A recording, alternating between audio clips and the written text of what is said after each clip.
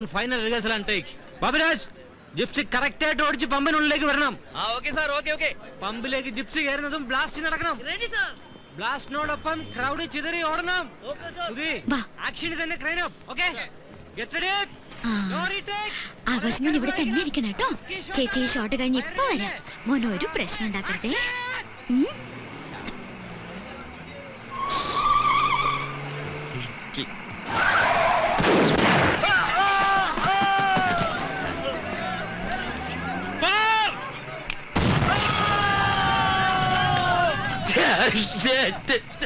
നമ്മൾ കറക്റ്റ് സമയത്ത് എത്തുന്ന ആൾക്കാരില്ലേട്ടാ. ശരി, ഞാൻ തിരിച്ചു വിളിക്കാം. 7 മണി കോൾ ഷീറ്റിൽ ഇപ്പോഴാണോ കയറി വരുന്നത്? അത് സാറേ, ഇവനെ ആശുപത്രിയിൽ നിന്ന് ഡിസ്ചാർജ് പൊട്ടിക്കുന്നത് ഇവിടെയല്ലേ? അതിനു മുൻപ് ഇതാരും ഇവന്റെ തലയിലിട്ട് പൊട്ടിച്ചത്? അതൊരു വലിയ കഥയാണ്. കഥ എഴുതാൻ നീ ആര്? MTO ലോഹിദാസോ? ദേ, പിന്നൊരു കാര്യം പറഞ്ഞേക്കാം. ഇന്നലെ എന്റെ വീട്ടിൽ നടന്ന പൊട്ടിത്തെറി ഇവിടെങ്ങാനും കൊണ്ട് വിളമ്പിയാ?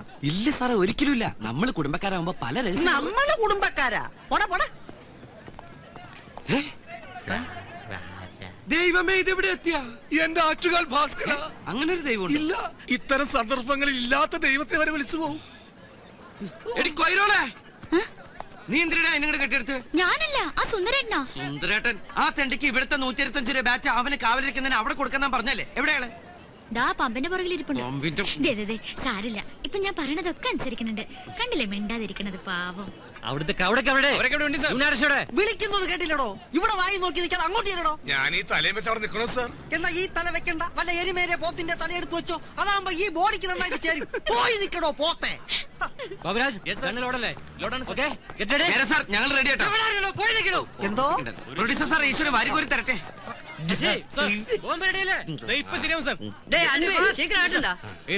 என்ன சச்சினா எல்லாம் ரெடி இல்ல? எல்லாம் ரெடியானா? 3 സ്ഥലത്തും പെട്രോൾ പമ്പ് வெச்சிருக்கு. 2 கேமரா. ஆமா, எல்லாம் கரெக்ட்டா வெச்சிருக்கு. சுவிட்ச் போட்டா போதும், வெடிச்சிடும் sir.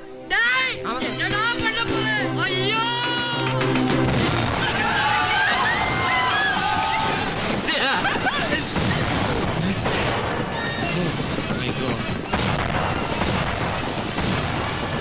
Bago tortilla. Itu saya dah.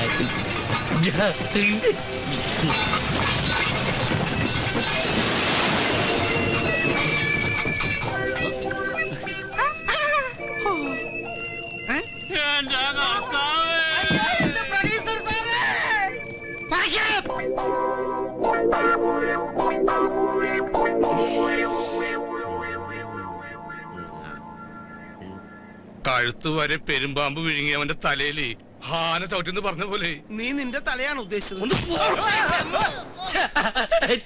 ചിരിക്ക്, അങ്ങനെ നന്നായിട്ട് ചിരിക്ക്. നിന്റെ ഒടുക്കത്തെ ചിരി കാണുമ്പോ എന്റെ പുന്നാരനിയ ഈ ചേട്ടന് കുളിര് പോരുക. മോനെ ആകാശ, നിന്റെ ഈ ചിരി ഞങ്ങൾക്കൊരു ആവേശമോ? പണിയും പോയി പട്ടിണി എടുക്കുമ്പോ നിന്റെ ഈ ചിരി പുഴുങ്ങി തിന്ന് ഞങ്ങക്ക് വയറ് നിറക്കാല്ലേ? മതം എല്ലാരും കൂടി ഒരു മിണ്ടാപ്രാണിയെ കളിയാക്കിയത്. നമ്മളെപ്പോലെ വകതിരിവുണ്ടായിരുന്നെങ്കിൽ ഇതെങ്ങനെയൊക്കെ ചെയ്യോ? നീ മിണ്ടരുത്. നിന്റെ വകതിരിവാണല്ലോ കണ്ടത്. വീട്ടിൽ നിന്ന് സാധനത്തെ ലൊക്കേഷൻ കൊണ്ടൊന്നും പോരാ. ഞാൻ നോക്കിയിരുന്നതാ. ആ നേരത്തെ ഷോട്ടിന് വിളിച്ചതുകൊണ്ടാ. കുട്ടേട്ടനുണ്ടായിരുന്നല്ലോ, നോയിക്കൂടായിരുന്നോ? Butterfly.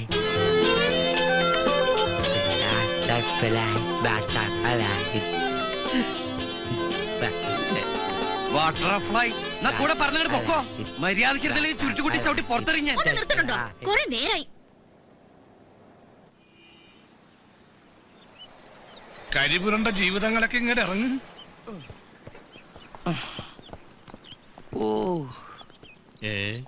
ഇതിലിപ്പോ ആരാ ആനന്ദക്കുട്ടൻ? മിസ്റ്റർ ആനന്ദക്കുട്ടന്റെ മൊബൈലിൽ വിളിച്ചപ്പോ സ്വിച്ച് ഓഫ്. കാണേണ്ട ഇമ്പോർട്ടന്റ് കാര്യമുള്ളതുകൊണ്ട് ഞാൻ നേരിട്ട് ഇങ്ങോട്ട് വന്നു. ഫോണിന്റെ ബാറ്ററി കരിഞ്ഞുപോയി. പിന്നെ അതുപോലത്തെ വേറെ അനിയന്മാരെ ഏതെങ്കിലും രാജ്യത്ത് പ്രസവിച്ചിട്ടുണ്ടോ എന്റെ അമ്മ? മനസ്സിലായില്ല. ഞങ്ങൾ ഈ കോലത്തിൽ പുകഞ്ഞിക്കണ സാറൊന്നും മനസ്സിലായില്ല. ഇതൊന്നും മേക്കപ്പ് അല്ല സാറേ, ഒറിജിനലാ.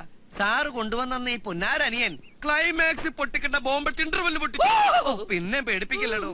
അതോടെ ഞങ്ങളുടെ ലൈഫിന്റെ ക്ലൈമാക്സ് തീർന്നു. എന്തായാലും സാർ കറക്റ്റ് സമയത്തൊന്ന് കാര്യങ്ങളൊക്കെ അന്വേഷിക്കണ്ടല്ലോ. വലിയ ഉപകാരം. സാർ ചെല്ല്. ഞങ്ങൾ ഈ പാവ ഇന്ത്യക്കാര് വല്ല കൂട്ടാത്മഹത്യൊക്കെ ചെയ്ത് ജീവിച്ചോളാം. അല്ല, അപ്പൊ ഞാൻ ഊഹിച്ച പോലെ ഈ അനിയൻ നിങ്ങൾക്കൊരു ബാധ്യതയാണെന്ന് അർത്ഥം. ബാധ്യതയല്ല, ആറ്റം ബോംബ്. ഇവരാണോ സാറേ ഈ ജർമ്മനിയിലെ ബെർലിൻ മതിൽ പൊളിച്ചത്? ആ ആറ്റം ബോംബിനെ വല്ല ആഫ്രിക്കയിലോ അന്റാർട്ടിക്കയിലോ എവിടെയെങ്കിലും കൊണ്ടിട്ട് പൊട്ടിക്കാൻ എന്തെങ്കിലും ചെയ്യാൻ പറ്റുന്നുണ്ട് ട്രാവൽ ഏജൻസി? അങ്ങനെ ഒരു സാധ്യതയെ കുറിച്ച് സംസാരിക്കാനാ ഞാനിപ്പോ വന്നിട്ടുള്ളത്. എന്തേനു സാറേ? എന്തായാലും അയാൾ ഇന്ത്യൻ പൗരനായിട്ടില്ല. ഇതുപോലെ ഒരാളെ അങ്ങനെ ആക്കാൻ ഒരുപാട് നൂലാമാലകളുണ്ട്. ഇതിപ്പോ അതിന്റെ ഒന്നും ആവശ്യമില്ല. ഇതോടെ നിങ്ങളുടെ പ്രശ്നങ്ങൾ തീരുകയും ചെയ്യും. 14 റീൽ ഓടിക്കാതെ വേഗം ക്ലൈമാക്സ് പറ സാറേ. അതായത് അയാൾ വന്നിട്ടുള്ള ജർമ്മനിന്നാണല്ലോ, അങ്ങോട്ട് തന്നെ അയാളെ തിരിച്ചയക്കുക. അവിടെ അയാളെ ഏറ്റെടുക്കാൻ, എന്ന് വെച്ചാൽ ദത്തെടുക്കാൻ ഒരു മലയാളി ഫാമിലി തയ്യാറാണെന്ന് പറഞ്ഞ് ഞങ്ങളുടെ ഓഫീസുമായി ബന്ധപ്പെട്ടിട്ടുണ്ട്. അവർക്ക് അയാളെ അവിടെ വെച്ച് ചെറുപ്പം മുതലേ അറിയാത്രേ. ഇങ്ങനെ ഒരുത്തിന് അവർക്ക് എന്തിനാ? സാധാരണ കുട്ടികളല്ലേ ദത്തെടുക്കാറ്? അവര് ജർമ്മൻകാരല്ലേ, നമ്മൾ ഇന്ത്യക്കാർക്ക് ഇതൊന്നും അറിയില്ലല്ലോ. ഞങ്ങളുമായി ബന്ധപ്പെട്ട മിസ്റ്റർ സാമുൽ ഐസക് അവിടുത്തെ ഏറ്റവും വലിയ കോടീശ്വരനായ മലയാളിയാ. ലൈഫ് ലോങ് നിങ്ങളുടെ അനിയന്റെ കാര്യം അവിടെ സേഫ് ആയിരിക്കും. അക്കാര്യം ഞങ്ങളുടെ കമ്പനി ഗ്യാരണ്ടി തരാം. മിസ്റ്റർ ആനന്ദക്കുട്ട ആലോചിച്ച് മറുപടി പറഞ്ഞാൽ മതി. ഞാൻ വൈകിട്ട് വിളിക്കാം. അല്ല സാറേ, ഒന്നിന്നേ. സംഗതി ലൈഫ് ലോങ് അവന്റെ കാര്യം സേഫ് ആയിരിക്കും. പക്ഷെ ഈ ഏട്ടൻ നിലയിൽ എന്റെ കാര്യം ഇവിടെ സേഫ് അല്ല. അവൻ കാരണം എനിക്ക് ലക്ഷക്കണക്കിന് രൂപ നഷ്ടമുണ്ട്. അതെനിക്ക് കിട്ടണം. അത് മാത്രം കിട്ടുന്ന കാര്യം നമ്മുടെ ജോലി വരെ പോയില്ലേ, അതിനൊരു നഷ്ടപരിഹാരം ഉണ്ടാവണ്ടേ? അപ്പൊ ഞാൻ പറയല്ല, എല്ലാവരും കൂട്ടി ഒരു സാറേ ഞാൻ പറയാം. പറയാൻ വരട്ടെ, ഒന്നുകൂടി ഒന്ന് ആലോചിച്ചിട്ട്. ഇനി എന്തൊട്ട് ഇത്ര ആലോചിക്കാൻ സാറേ? ഏതാണ്ടൊരു 2, 3, 4, 5, 6, 7, 8, 9, 10 ലക്ഷം രൂപ എനിക്ക് കിട്ടണം. എത്രയെന്ന്? 10 ലക്ഷമെങ്കിലും മതിയല്ലടാ? ഓക്കെ, ഈ കാര്യം ഞാൻ അവരെ അറിയിക്കാം. പണത്തിന്റെ കാര്യത്തില് അവര് ബില്ലിംഗ് ആവുന്നാണ് എന്റെ ധാരണ. പക്ഷേ ഇത്രയും വലിയ തുക. എത്ര വലിയ തുക? സാറല്ലേ പറഞ്ഞ അയാളോടത്തെ കോടീശ്വരന്ന്. ഇത് അയാൾക്ക് മൂക്കപ്പടി വാങ്ങിക്കാനുള്ള കാശേ ഉള്ളൂ. സാറ് പറഞ്ഞാ മതി, അല്ലെങ്കിൽ ഞങ്ങൾ അവനെ വിട്ടു തരുന്നില്ല. ഒന്നുമില്ലെങ്കിൽ അവൻ എന്റെ അനിയനല്ലേ. എനിക്ക് നല്ല വിഷമമുണ്ട് അല്ലടാ. ഉണ്ട് ഉണ്ടോ? എന്തായാലും അദ്ദേഹമായിട്ട് സംസാരിച്ചിട്ട് ഞാൻ വിവരം അറിയിക്കാം. അല്ല സാറേ, ഇനിയിപ്പോ ഈ കാശിന്റെ കാര്യത്തിൽ അല്ലാറ ചില്ലറ അഡ്ജസ്റ്റ്മെന്റുകൾക്ക് വേണമെങ്കിൽ ആവാട്ടോ. ഈ കാര്യത്തിൽ എന്റെ മനസ്സലി, ഞാനൊരു മനുഷ്യനല്ലേ അല്ലടാ? അല്ലടാ ആണ്.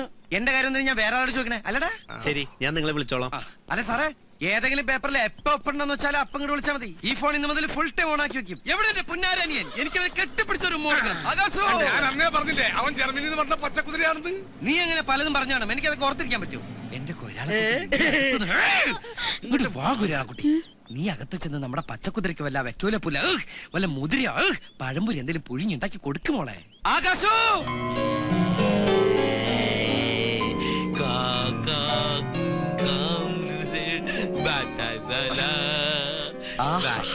കേട്ടോടാ ഐശ്വര്യത്തിന്റെ സംഗീതം. ഈ ശുദ്ധ സംഗീതം ശ്രമിച്ച് ഈ ജർമ്മൻ സംഗീത സാഗരത്തിൽ തീർത്ത് നമുക്ക് അല്പസമയം വിശ്രമിക്കാം.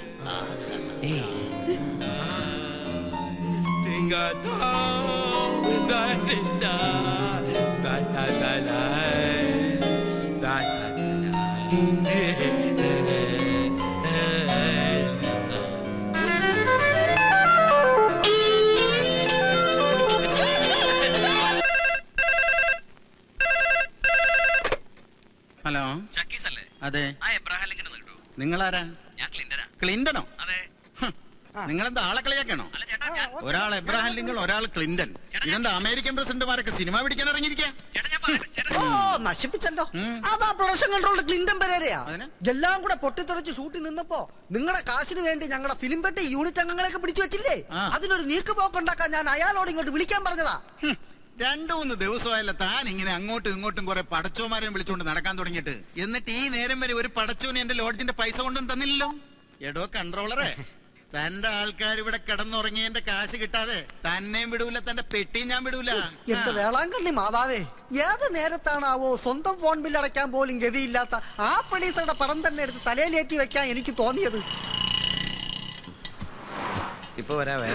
എല്ലാം കൂടെ പണ്ടാരം അടങ്ങാനായിട്ട് പിന്നെ അവനെ കെട്ടിയെടുത്തോ? എന്താണോ അരയില് ബെൽറ്റ് ബോംബും കെട്ടിവെച്ചാണോ വരവ്? എന്നാലും എന്നെ കൊന്നേക്ക്. ഞാൻ ആരും കൊല്ലാൻ വന്നൊന്നല്ല. പിന്നെ തിന്നാനാണോ?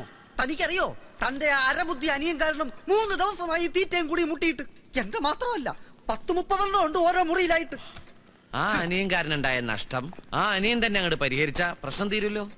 ആ പ്രൊഡ്യൂസർക്ക് വന്ന നഷ്ടത്തിന്റെ വകയിലേക്ക് 2 ലക്ഷം. കള്ളനോട്ടൊന്നും അല്ല സാറേ, നല്ല ജർമ്മൻ യൂറോ മാർക്കറ്റ് കാശാ. മാതാവേ, ഇതിലെന്തോ കൺഫ്യൂഷൻ ഉണ്ടല്ലോ. സത്യം പറഞ്ഞ് യാത് ബാങ്കാ കൊള്ളയടിച്ചത്? അപ്പം തിന്നാ പോരെ, തന്റെ പേട്ട് തല കുഴിയിലിട്ട് നോക്കണോ? തന്റെ കോപ്പം പ്രൊഡ്യൂസറോട് പറഞ്ഞേക്ക് ഈ ആനന്ദക്കുട്ടം വിചാരിച്ചാൽ ഇതുപോലത്തെ ഒരുപാട് 100ന്റെ കെട്ടുകൾ ഉണ്ടാക്കാൻ പറ്റുമെന്ന്. പിന്നെ ഇതും കൊണ്ട് വല്ല 5 സ്റ്റാർ ഹോട്ടലിലെ സൂട്ട് റൂമിൽ പോയി വെള്ളമൊടിച്ച് കളയാതെ പണിയെടുക്കുന്ന പാവപ്പെട്ട തൊഴിലാളികൾക്ക് വീതിച്ചു കൊടുക്കാൻ പറ. 2 ലക്ഷം. 2 lakhs.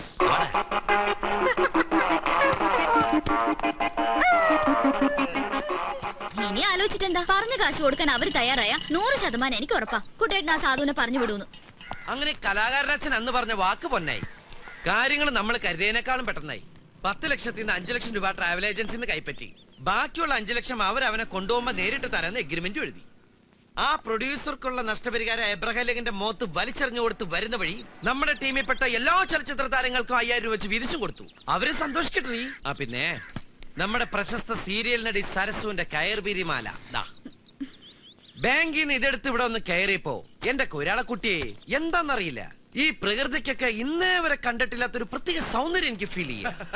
ഈ കാർമേഘം വിട്ടുവഞ്ഞ നീലാകാശം എന്ന് നമ്മൾ സാഹിത്യകാരന്മാർ പറയില്ല അച്ഛാ. അതാ ഇവന് ഉദ്ദേശിച്ചത്. അതുകൊണ്ട് ആദ്യം ഇതങ്ങോട്ട് പിടിക്കും. പിന്നെ ഇത് ലേറ്റസ്റ്റ് മോഡലിലെ കമ്മലുകളാ. ഈ ഇടപാടിൽ സരസ്വനെ വെട്ടിച്ച് മുങ്ങിയും പൊങ്ങിയൊക്കെ നീ ഒരുപാട് റിസ്ക് എടുത്തല്ലേ, അതിന് എന്റെ വക ഫ്രീ. ആ പാവത്തിന് വിറ്റ് കിട്ടുന്ന കാശ് കൊണ്ടുള്ള ഒരു ഫ്രീ എനിക്ക് വേണ്ട. ദേ കിടക്കുന്ന സെന്റിമെന്റ്സ് വേണ്ടെങ്കി വേണ്ട. 2 ദിവസം കഴിഞ്ഞ നീ തന്നെ എന്നോട് ചോദിക്കുന്നത് എനിക്ക് അറിഞ്ഞൂടെ? അച്ഛാ ഇത് 20,000 രൂപയുണ്ട്. ഞാനെന്ന് പറഞ്ഞില്ലേ, ഇത് അച്ഛന്റെ ഓപ്പറേഷനുള്ള കാശാ. നിന്റെ എല്ലാ തീരുമാനങ്ങൾക്കും ഞാൻ ശരിയെ പറഞ്ഞു. പക്ഷെ എത്രയായാലും അവൻ നിന്റെ കൂടപ്പുറപ്പല്ലടാ. അതും അങ്ങനെ ഒരു കുട്ടി ആയതുകൊണ്ടാ ഞാൻ ഇങ്ങനെ ഒരു തീരുമാനം എടുത്തത്. ഈ കൂടപ്പറപ്പും കൂട്ടക്കാരും ഒക്കെ പരസ്പരം അടുത്തറിയുമുണ്ടാവുന്ന ബന്ധങ്ങളാ. അവന്റെ ഒരു ബുദ്ധി വെച്ച് സകല കഷ്ടപ്പാടും പേറി മരണം വരെ കൂടെ കൊണ്ടുവന്നാലും അവന് ഞാനൊരു അന്യനാ. അതല്ലെന്ന് പറയാൻ പറ്റുമോ? അല്ല, എന്നാലും കൊല്ലാനൊന്നല്ല കൊണ്ടുപോകുന്നത്, ഏതോ കൊമ്പത്തുള്ള വീട്ടുകാർക്ക് വളർത്താനല്ലേ. അല്ലാതെ ഇതിനിടയിൽ സ്നേഹത്തിന്റെ പുതിയ നിർവചനം കണ്ടെത്തി അവനെവിടെ പിടിച്ചു നിർത്താൻ. അങ്ങനെ ഒരു സ്നേഹം എന്താന്ന് എനിക്ക് അറിയേയില്ല. ഇന്നേ വരെ എനിക്ക് ആരോട്ട് തന്നിട്ടുമില്ല. നാക്കിന് നീളമുള്ളതുകൊണ്ട് ന്യായീകരണങ്ങളൊക്കെ കൊള്ളാം. ന്യായീകരിക്കുക തന്നെയാ. ഞാൻ ജനിച്ച അംബാനി കുടുംബത്തിലായിരുന്നെങ്കിൽ അവന് പൊട്ടിച്ച് കളിക്കാൻ ആഴ്ചയിലെ പച്ചക്കറി മാർക്കറ്റിനെ സെറ്റ് ഇട്ട് കൊടുത്തനെ. അതല്ലാത്തോണ്ട് ന്യായീകരിക്കുക തന്നെയാ. പിന്നെ ഇനി ഈ വിഷയത്തിൽ ഞാൻ ഡയലോഗ് പറഞ്ഞ കരിഞ്ഞു പോട്ടോ. പ്ലീസ് ഇത് രാജിക്കുള്ള ചുരിദാറാ. കാശ് ഞാൻ ഇതിനകത്ത് വെക്കുന്നുണ്ട്. ആവശ്യമുണ്ടെങ്കിൽ എടുക്കാം, അതല്ല ഈ ആവശ്യക്കാർക്ക് വീതിച്ചു കൊടുക്കാം. പഴയ കടക്കാരൊക്കെ ഒന്ന് പിരിച്ചുവിടാൻ. പിന്നെ അത് കഴിഞ്ഞ് നമ്മുടെ ഫുൾ ടീമിന് ഒരു അടിപൊളി പാർട്ടി. ഗേൾസിലട്ടാ, only boys.